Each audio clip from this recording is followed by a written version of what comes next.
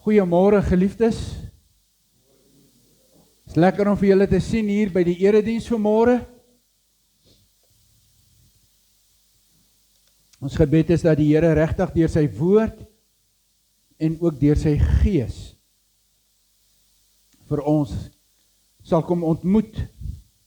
Wat 'n voorreg bly dit om altyd so in die erediens by mekaar ook te wees en saam voor die Here te kan wees. Geliefdes, ek het nie baie lank terug nie, toe ons uit Johannes 13 uitgepreek het, 'n prentjie vir julle gebring, en nou hierdie een is 'n bietjie anders, maar dis intrent dieselfde ding. Want ons kom weer by 'n ander situasie waar ook ongeveer iets in hierdie lyn plaasgevind het. Nou hierdie gedeelte gaan uit Lukas 7, vers 36 tot by 50, wat ons gaan saam lees. Dis een geleentheid waar so iets plaasgevind het. Daar's nog 'n ander geleentheid in die woord wat deur die evangelies beskryf word, en dan word dit baie gekoppel aan die lydingstyd toe die Here Jesus, net voordat hy die tyd toe hy in Jerusalem ingegaan het. Maar ek het gekies om hierdie gedeelte saam met julle te deel vanmôre. So mag ons stil word voor die Here. So kom ons raak bewus van dit wat binne in ons is. Ons raak bewus van ons bang wees, ons pyn, ons verliese, maar ook ons vreugde. Kom ons bring dit na die troon van die Here toe.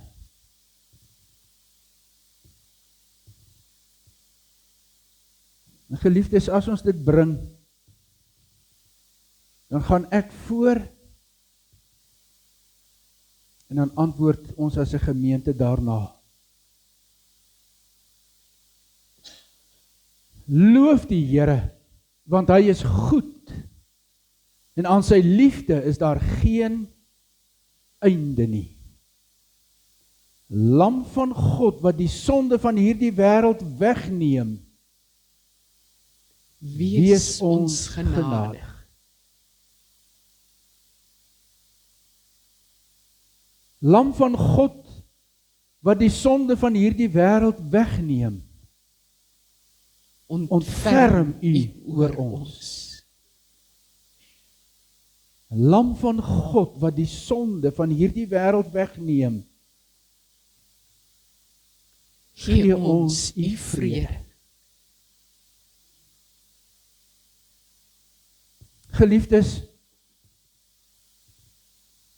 mag julle in staat wees om saam met al die gelowiges te begryp hoe wyd, ver, hoog en diep die liefde van die Here Jesus Christus trek. Mag julle sy liefde ken. Liefde wat ons verstand te bowe gaan.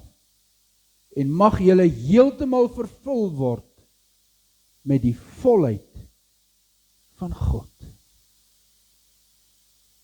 Kom ons sing 2 liedere saam. Ons staan wanneer ons dit saam sing.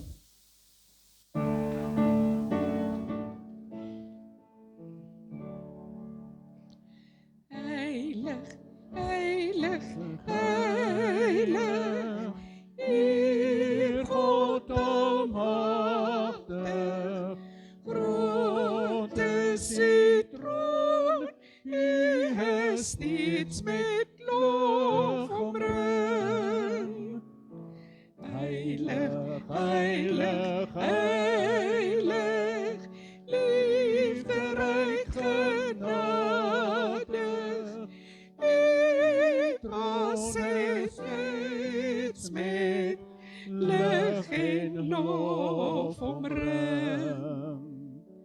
Heilig, heilig, heilig, Heerser vir ewig, groot is U naam, U die Vader, Seun en Gees.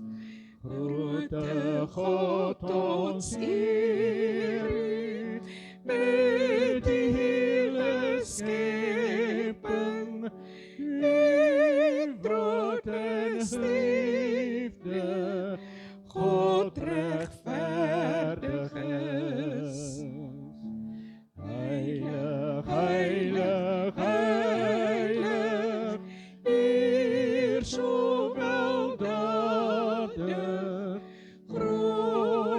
is U guns, want U buig U tot ons neer.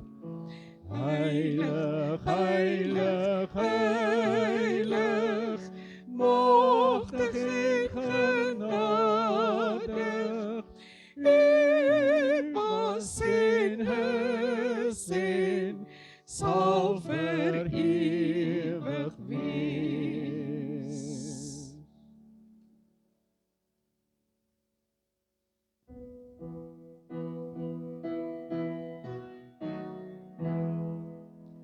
God is liefde, juig ons harte en bedink wat liefde doen, dat hy ons sy seun gestuur het om ons sonde te versoen.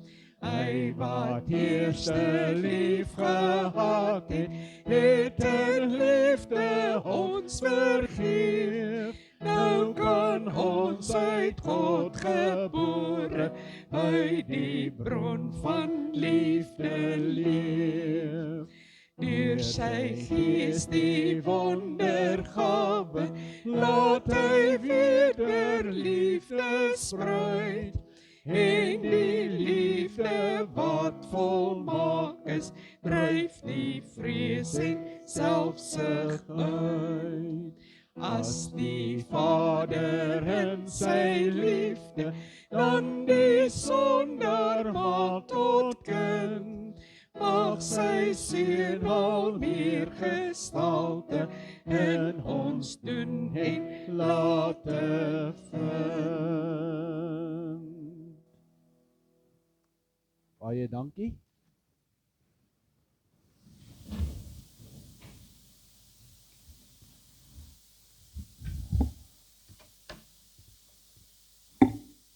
Ek het reeds vir u gesê, ons gaan saam lees uit Lukas hoofstuk 7 van vers 36 af.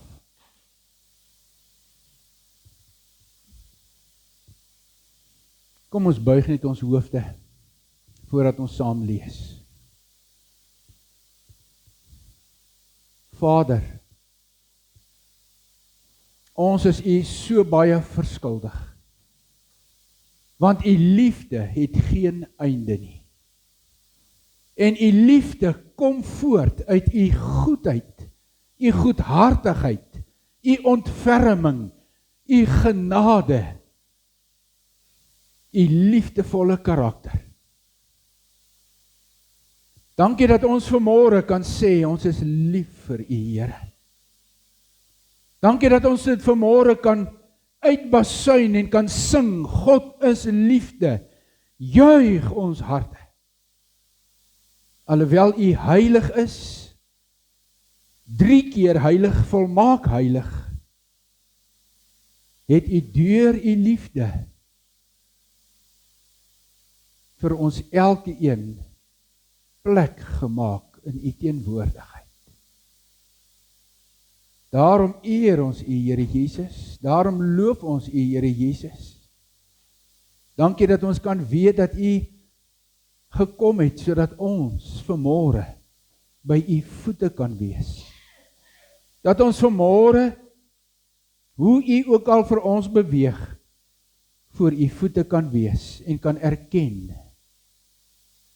Ons het u lief, Here Jesus. U wat ons verlosser is, want u het ons losgekoop.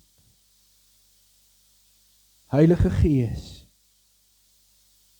dankie dat u sê in u woord dat u ons lief het. En daarom weet ons dat Vader, Seun en Gees se liefde vir ons 'n ongelooflike geskenk is. Ons weet ons verdien nie u liefde nie. Ons weet dit is genade, Vader. En daarom roem ons nie op onsself as ons sê, ons het u lief nie. Ons erken maar net wat in ons harte gebeur. Ons kom na u toe vanmôre in diep afhanklikheid en ons bid vir Corneille in haar herstelproses. Ons bid vir Piet en die dogters. wat vir haar bystaan, en ons gebed is dat U regtig vir haar naby sal wees. Vader, ons bid dat U seën ook op haar sal rus, en op hulle. Ons bid vanmôre vir Johan, wat 'n operasie gehad het. Vader, en waar hy besig is om te herstel, bid ons dat hy in besonder ook U genade en U teenwoordigheid op 'n wonderlike ryk manier sal beleef. Dankie dat ons hom na U kan bring vir volkome herstel. Vader, dankie dat ons vanmôre vir Jannie Davel en sy gesin, vir Alicia, vir hulle as 'n familie na U toe kan bring. Vader, dis 'n geweldige tragedie wanneer 'n mens se kind sterwe. En ons bid vir genade. Ons bid vir geestelike krag, moed, sterkte. Want dit is net U wat weet wat deur hulle gedagtes beweeg.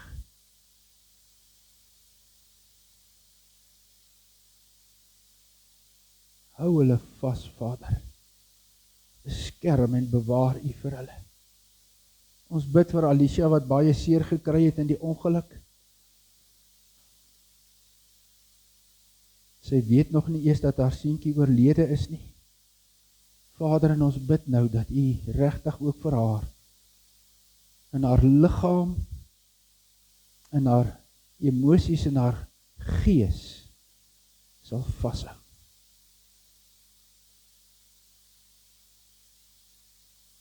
Vader, ons sê aan die ander kant baie dankie vir vreugde.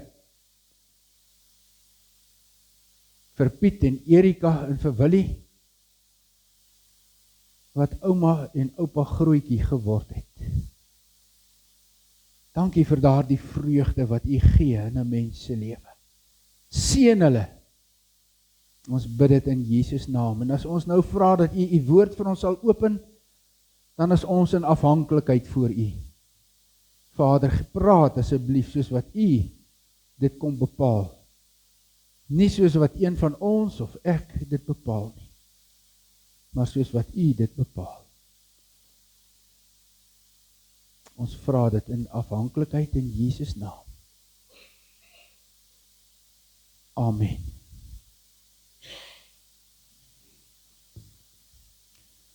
Geliefdes, net voordat ons lees, sommer net weer 'n stukkie agtergrond wat ek dink is goed om te weet. As hulle geëet het, was die tafels normaalweg baie laer as ons tafels. So hulle het nie gesit by 'n tafel soos ek en jy sit nie. Hulle het eintlik aangelê vir ete. Hulle het sulke banke gehad waarop hulle gelê het, so op hulle elmboë, sodat hulle met die ander arm by die kos kan uitkom. En dan het hulle so na mekaar toe gelê, na mekaar se agterkoppe gekyk, met hulle voete dan so uitgestrek oor daardie banke. So lyk dit onder 'n andere, as 'n mens probeer om net vir jouself 'n idee te skep van hoe dit is. As ek vir julle die bankies wys, dan help dit miskien nog 'n bietjie verder, om te kan dink, hier's nou 'n tafeltjie, en hier is twee ouens wat eet, en hulle lê so na mekaar toe, sodat hulle ook by die kos kan bykom, en dit kan saam kan geniet. Dit is nogal 'n kopskuif wat ons moet maak, nê, as ons gewoond is om op 'n sekere manier te leef en te eet. Om te dink hoe ander dit gedoen het. En omdat hier nou spesifieke flesie gebruik of genoem word, het ek sommer maar gedink, ek moet vir julle wys hoe lyk dit. Dis nie 'n plastiese botteltjie soos wat ek en jy ken nie. Dit is 'n erdekruik botteltjie, wat mooi gebak is in die oond, met glasuur versier is, en wat baie keer net met 'n proppie bo toegemaak is. Baie van julle as dames dra in julle handsakke parfuum saam met julle. So hierdie was 'n parfuumbotteltjie. 'n lekker ruik olie botteltjie.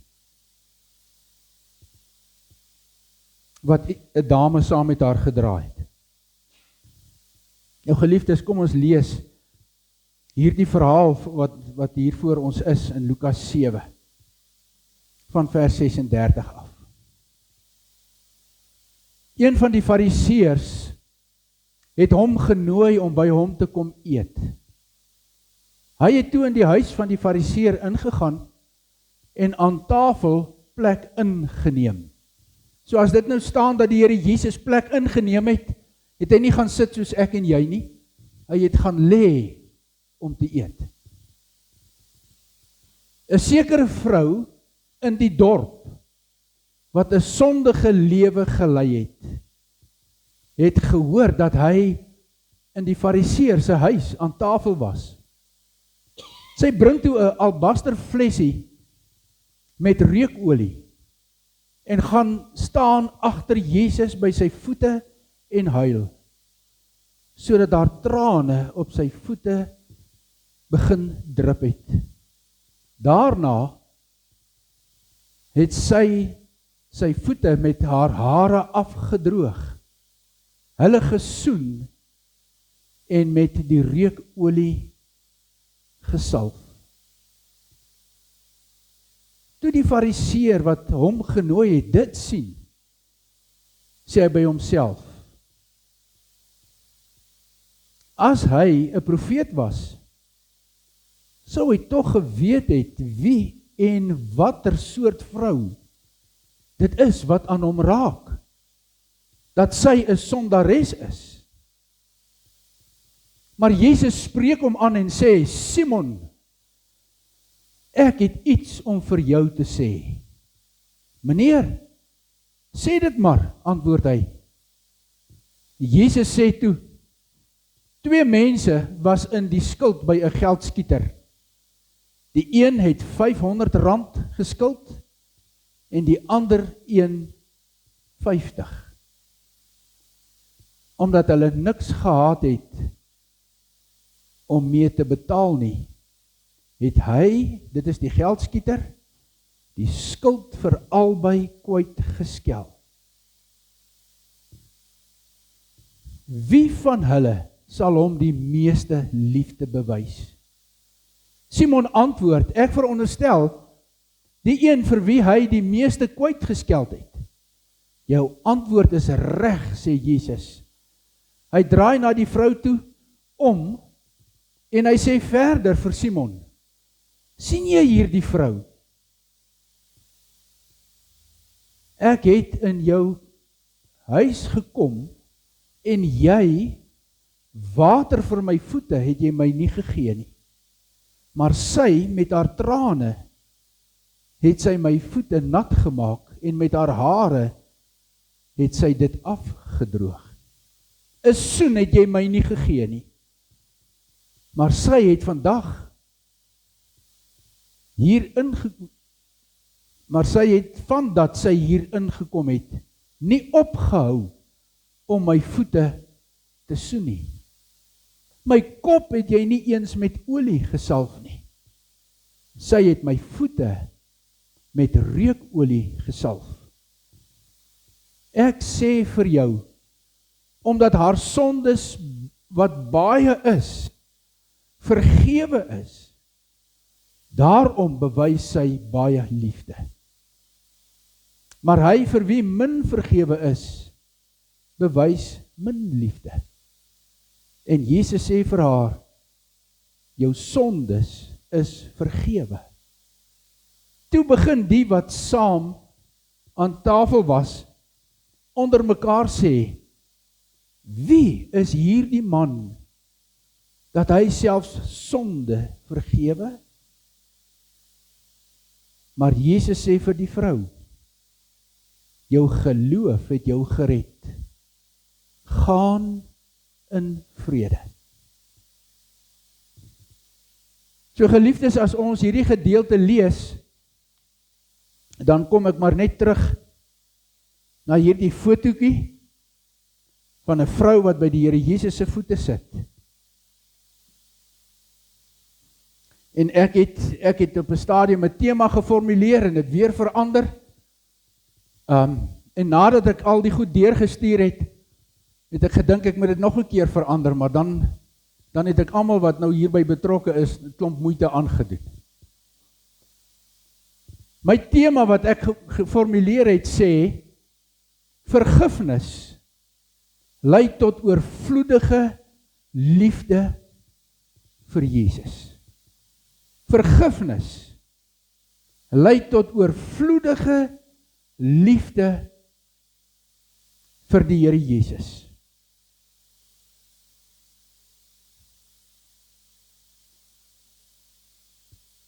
As ek dink aan dames wat parfuum in hulle handsakke dra, dan het ek nou al gesien dat hulle per geleentheid dit uithaal en parfuum hier op hulle polse sit, of net so bietjie spuit. Ek wil nie namens hulle dink hoekom hulle dit doen nie, maar dit is 'n interessante gedrag, nê? Hier lees ons van 'n dame wat ook parfuum saam gedra het. Nou voordat ek bietjie by haar uitkom en by dit wat daar gebeur, wil ek tog 'n paar ander vrae ook vir jou vra vanmôre. Want toe ek voorberei het ek gewonder, hoe moet ek hierdie boodskap aanpak, en toe dit vir my gevoel, ek moet uitkom by my en jou emosies. Nou weet ek nie of dit reg is dat ek daarby gaan uitkom vanmôre nie. Miskien gaan ek daarby uitkom, miskien gaan ek jou nie aanraak nie. Maar dit is hoe ek in my wese gevoel het, wat hierdie verhaal kom opwek, is 'n diep emosie van verskillende dinge, maar dan loop dit uit op emosie van liefde. So ek wil vir jou vra vanmôre, wat is die storie van jou lewe? Dink net vir 'n oomblik. Ag, en ek weet ek het nie baie tyd om vir jou lank te laat dink. Maar wat is die storie van jou lewe? Ons het elkeen 'n ander storie. En as jy nou dink aan jou lewe, watter deel van jou lewensverhaal is vanmôre vir jou baie belangrik? Watter deel van jou lewensverhaal spring in jou gedagtes en in jou emosie?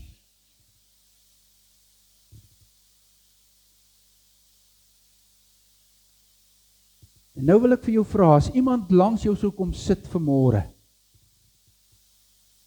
en met jou 'n diep emosionele koneksie wil maak,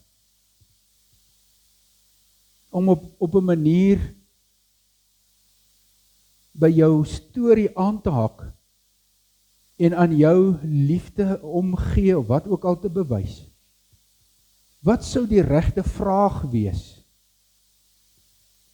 wat so iemand moet vra om 'n koneksie met jou en jou lewensverhaal te maak?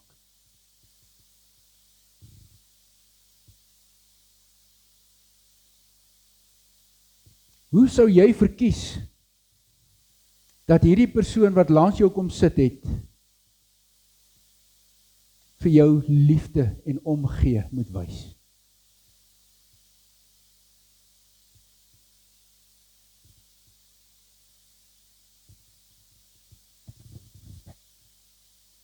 Nou geliefdes, miskien sou jy sê, nooi my vir 'n koppie koffie, sodat ek saam met jou kan gaan koffie drink, want dit sou lekker wees om my lewensverhaal met jou te deel. Of miskien sou jy vir iemand sê,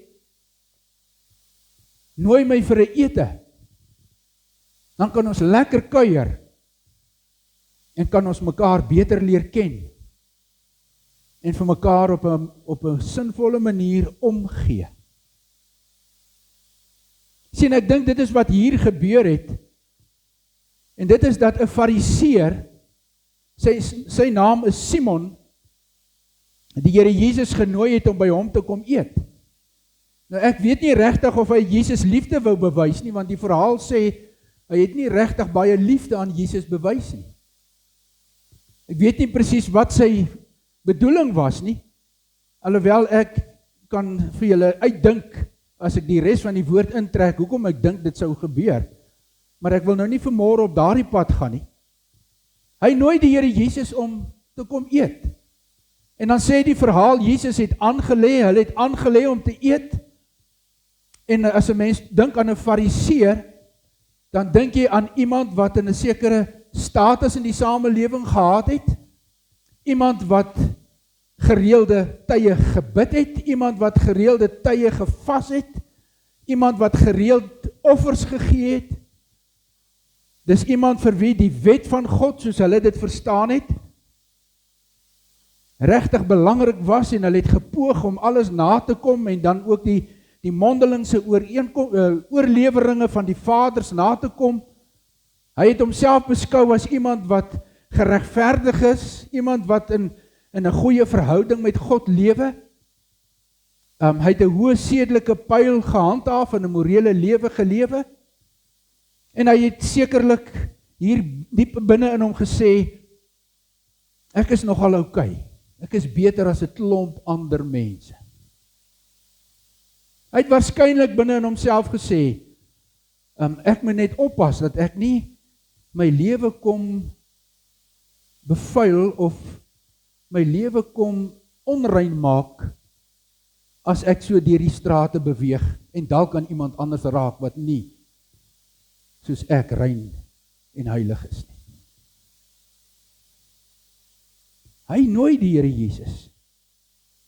Hulle is besig om te eet. En geliefdes, skielik daag in hierdie verhaal 'n ongenooide gas op. Miskien moet ek nie noem 'n ongenooide, ja, dit geld 'n gas nie. Miskien moet ek net sê 'n ongenooide persoon.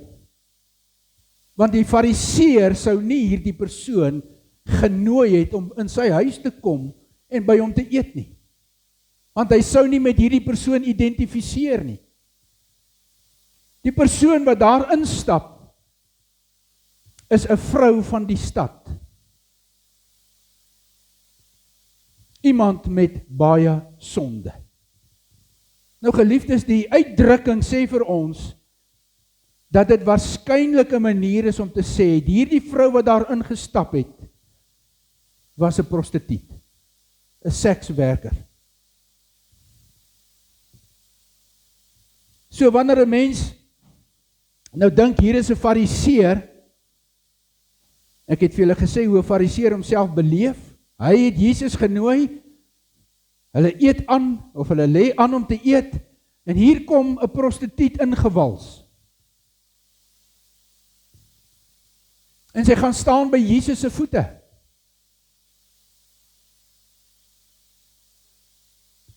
Haar gedrag is natuurlik belangrik, nê? Want sy huil. Die trane loop oor haar wange, dit drup op Jesus se voete. Dit maak sy stowwerige voete nat.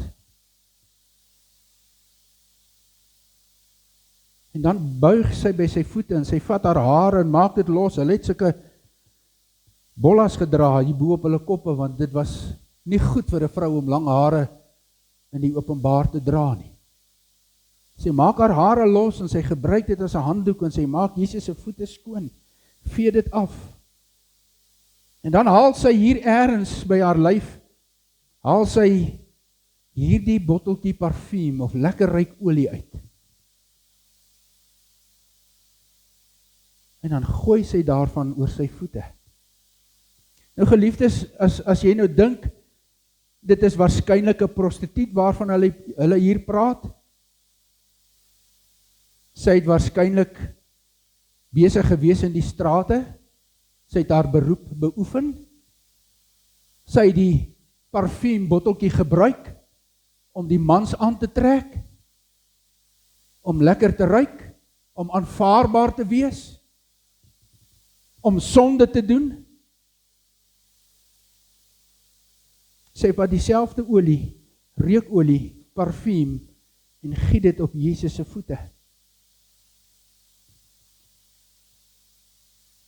Nou is dit vir my interessant in hierdie verhaal, as ek dit lees, en jy kan nou vir jouself dink, wat deur mense se gedagtes gaan, deur hulle emosies gaan, as hulle by hierdie verhaal stil staan, en dit gebeur hier voor hulle oë, want ek het gewonder, wat sou Simon doen, en ek het gedink, Simon sou opstaan, en hy sou haar uitjaag, want sy kom besoedel sy huis, sy bring die sonde hier in, sy maak dit onrein. Maar nou is dit so interessant in hierdie verhaal, dat Simon eintlik niks doen nie. Hy aanvaar haar maar daar. En dan gaan sy gedagtes nie oor hierdie vrou wat daar is nie, sy gedagtes gaan oor hoe Jesus optree.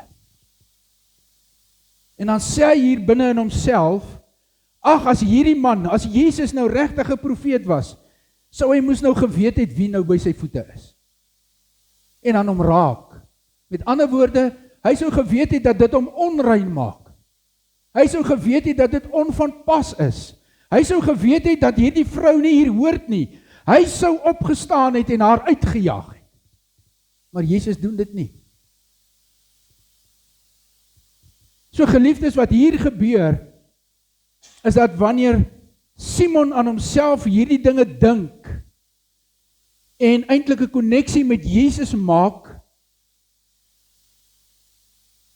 en sy koneksie is nie liefde nie, sy koneksie is, jy's nie regtig 'n profeet nie. Dan sê die Here Jesus vir Simon, Simon, ek het iets om vir jou te sê. En nou geliefdes, dit sê, dat Jesus werklik profeet is. Dat hy werklik weet wie hierdie vrou is. Want sy het sekerlik 'n reputasie gehad in die stad. En dan sê Simon vir Jesus, is reg meneer, praat maar. En dan vertel die Here Jesus vir hulle 'n gelykenis. Hy sê, daar is 2 mense, en nou sien ek die kommentaar en die goed praat van dis 2 mans, ek lees dit nie so in hierdie verhaal nie, ek lees net dis 2 mense, wat na geldskieters toe gegaan het, hulle het gaan geld leen, en die een het 2 maande se salaris geleen, want dit is 50 denarii, en 1 denarius is 1 dagloon se salaris, so hy het 2 maande se salaris geleen, 'n ander een het byna 2 jaar se salaris geleen,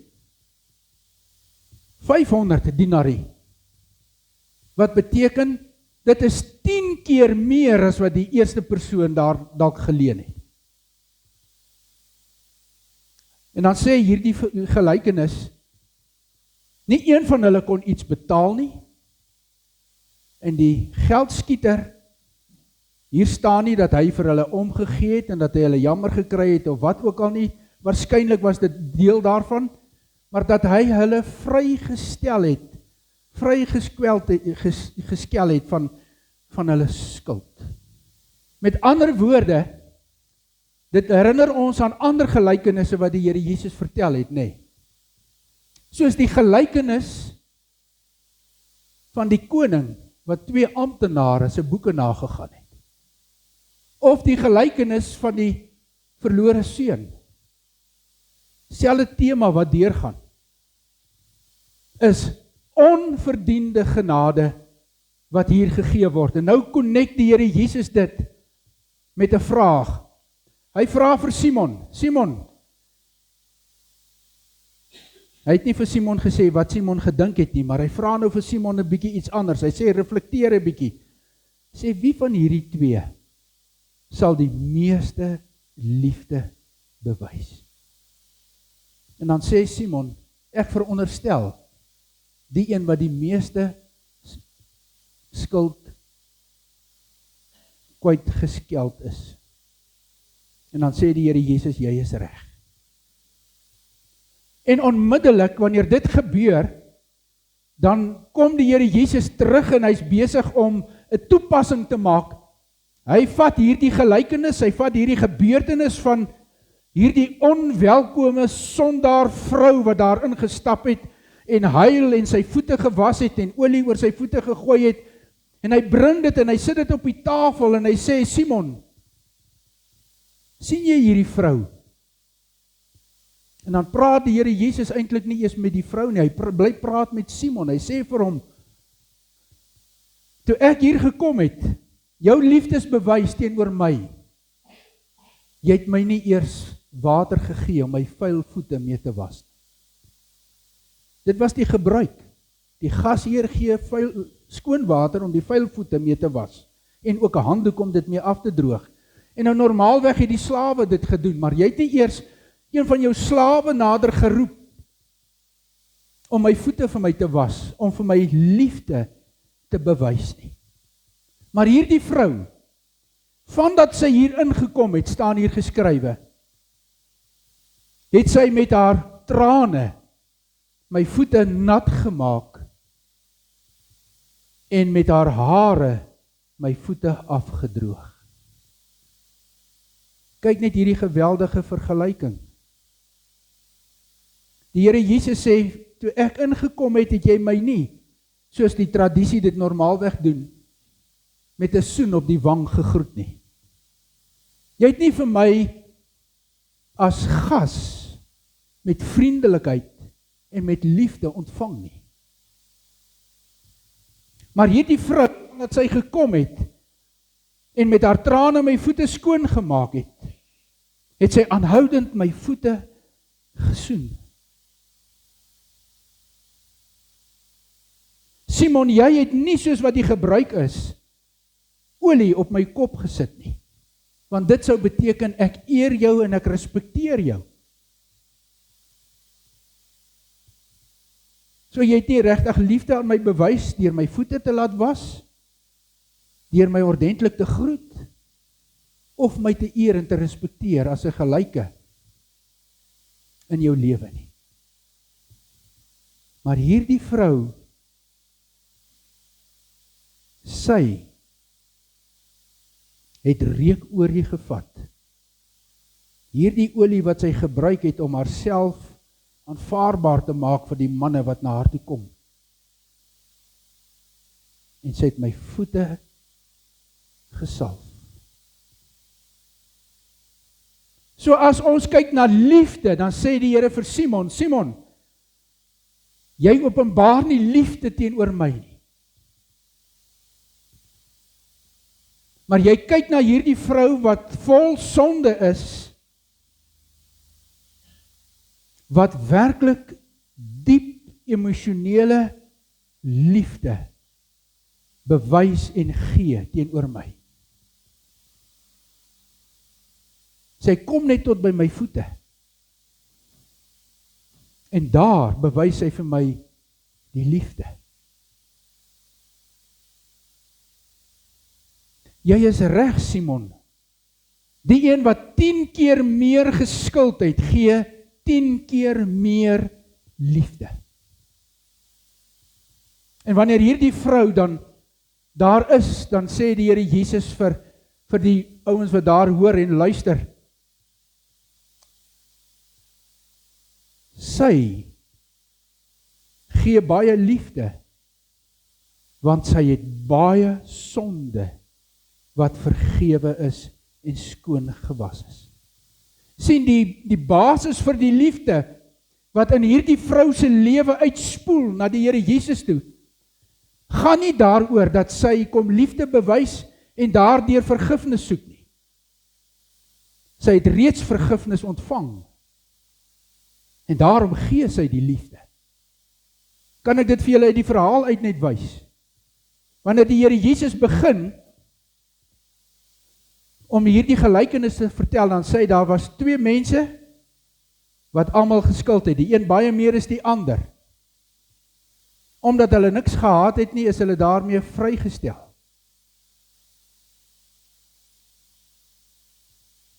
Wie van hulle sal dan die liefde bewys? Klaar vrygestel, klaar vergewe, klaar is die skuld afgeskryf. Dan kom die vraag, daaruit groei die liefde. En nou geliefdes, in hierdie gedeelte, Sê die Here Jesus dit baie duidelik, want daar's 'n verklaring wat hy maak in Lukas 7 vers 47. Hy sê, ek sê vir jou, omdat haar sondes baie is en vergewe is, daarom bewys sy baie liefde. En daarom het ek gesê, ons moet ons eie emosie in aanraking kom om te besef hoe my liefde teenoor die Here Jesus uitspeel. Iemand het gesê, moet ek nou baie sonde gaan doen, sodat ek baie liefde kan hê? Dan sê die woord, nee, julle kan dit maar gaan lees in Romeine en ander plekke. Dit gaan daaroor dat jy 'n diep besef het van jou verlorenheid en van die geweldige vryspraak wat in jou lewe gekom het. Vrygespreek sonder verdienste. Vrygespreek omdat God, die Vader in die Here Jesus Christus, jou lief het en jou losgekoop het sonder dat jy dit verdien het. Dan sê die Here Jesus, as jy nie 'n groot en 'n diep sonde besef het en bewus is van die geweldige vryspraak wat jy ontvang nie, dan sal jy min liefde wys. En nou geliefdes, as ons bewus is van ons verlossing in Christus wat ons totale lewe verander het, dan sal ons hierdie liefde ook leef teenoor ander mense. Maar as ons verlossing vir ons maar net iets is wat so terloops gebeur het, dan sal ons maar so terloops dalk ergens ter liefde wys. So jy sien, my ontmoeting met die Here Jesus, dit bepaal die grootheid van my liefde teenoor hom. Die tweede ding wat die Here Jesus nou hier kom sê, is dat hy 'n verklaring maak, en hierdie verklaring moes vir hulle wat gehoor het, en vir die fariseer Simon, en vir die ander fariseërs en skrifgeleerdes terugbring na hierdie vraag om regtig te dink. Wat is jou gedagtes rondom Jesus? Want hy sê, jou sondes is vergewe. Hy maak 'n verklaring, hy het dit klaar eintlik gesê, in vers 47, omdat jou sonde vergewe is, daarom is daar so oorvloedige dankbaarheid en liefde, waar daar trane is en hartseer is oor dit wat met jou gebeur en in jou lewe gebeur het. Die vreugde wat die Here vir jou gee. Ek verklaar nog 'n keer, jou sondes is vergewe. En as Jesus dit doen, ekskuus geliefdes, dan doen die Here Jesus dit, sodat die ander mense daar rondom kan vra, wie is hierdie man, dat hy self sonde kan vergewe? En hierdie vraag kom op baie plekke in die woord na vore. Wie is hy, dat hy dit en dit kan doen? Wie is hy, dat hy kan sonde vergewe? En dan kom die antwoord uit die skrif. Jesus is die Messias, die een wat deur God gestuur is, wat self God is, wat mens geword het. En vanuit sy God wees, mens wees, kan kom verklaar, ek vergewe jou sonde, want ek is op pad na Jerusalem toe, om aan die kruishout te gaan sterwe, sodat jy werklik kan lewe. En dan kom die Here Jesus nog 'n keer terug, dan maak hy nog 'n verklaring. Terwyl hulle nou gevra het, wie is hierdie man, het Jesus nie op daardie stadium by hierdie vraag aangehak nie. Hy kyk na die vrou en hy sê vir haar, jou geloof het jou gered. Gaan in vrede. So die Here Jesus sê, omdat jy geglo het en jou geloof uitgeleef het, omdat jy by my voete kom sit het, en omdat jy my vergifnis ontvang het, word jy deur jou geloof in my naam vrygemaak, en daarom gaan in vrede. Jou sondeskuld is weggewas. Sien geliefdes, as ek dit nou net weer moet terugtrek, dan het ek vir myself gevra, hoe ontwikkel Dawie, of enige een van julle, regtig 'n diep liefde vir die Here Jesus? En dan dink ek, op grond van hierdie verhaal en op grond van wat die woord sê, moet ek in die heel eerste plek ontdek wie Jesus werklik is. Ek moet ontdek wie Jesus werklik is. En ek moet dit vir myself uitmaak. Wie is Jesus vir my? Ek kan dit ook vra, wie is Jesus vir jou? Maar die dieper vraag is, wie is Jesus vir my? Wie is hierdie man, dat hy sonde kan vergewe?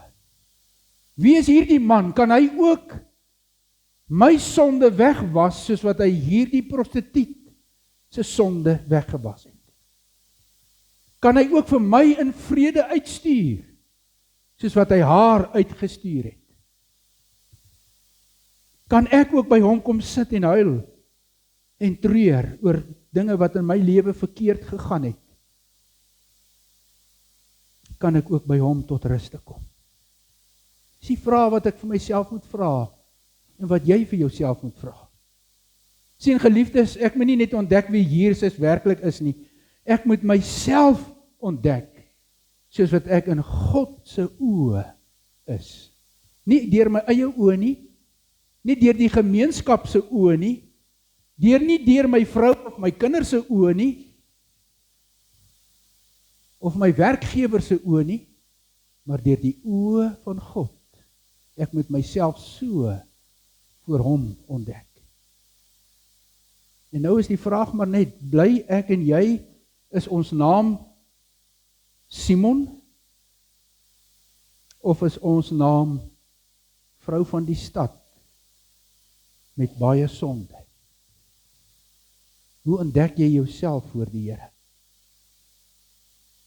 En dan natuurlik moet ek en jy ontdek hoe egte verlossing in ons lewens ons daartoe bring om ware liefde vir die Here Jesus en die Vader en die Gees te hê. En om vanuit daardie ware liefde met mekaar te lewe.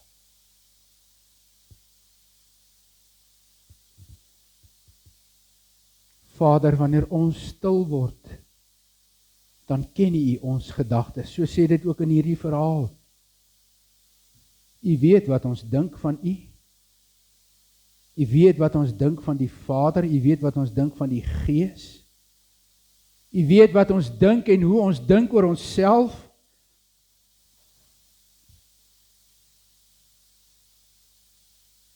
Heilige Gees, wil U in ons elkeen se hart en lewe beweeg.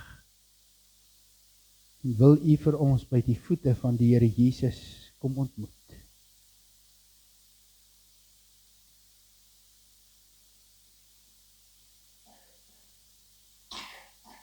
Amen.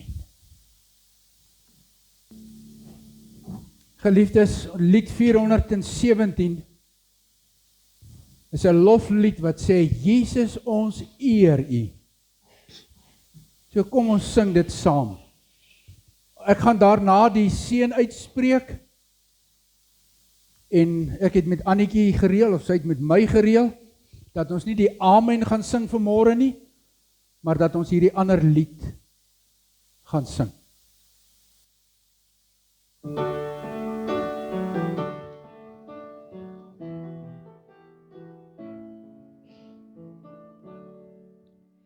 Jesus, ons eer U, opgestane Heer, lewensvors en koning, U het triomfeer.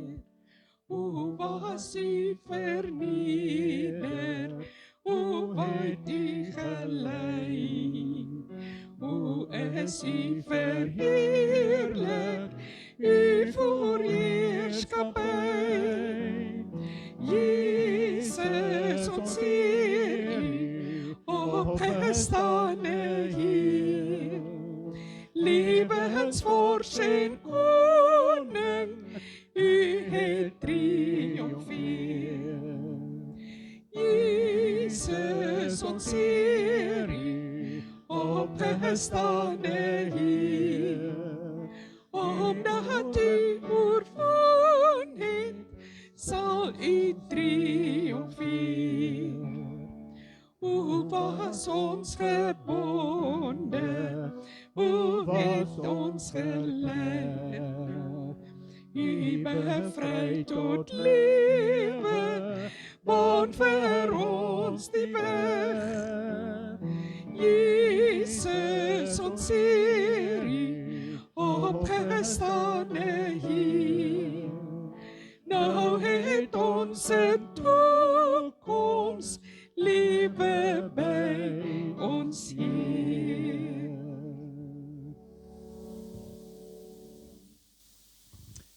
Geliefdes, mag God, wat vrede gee, julle volkome aan hom toegewyd maak, en julle geheel en al, na gees, siel en liggaam so bewaar, dat julle onberispelik sal wees, wanneer Jesus weerkom. Hy sal dit ook doen, want hy, wat julle geroep het, is getrou.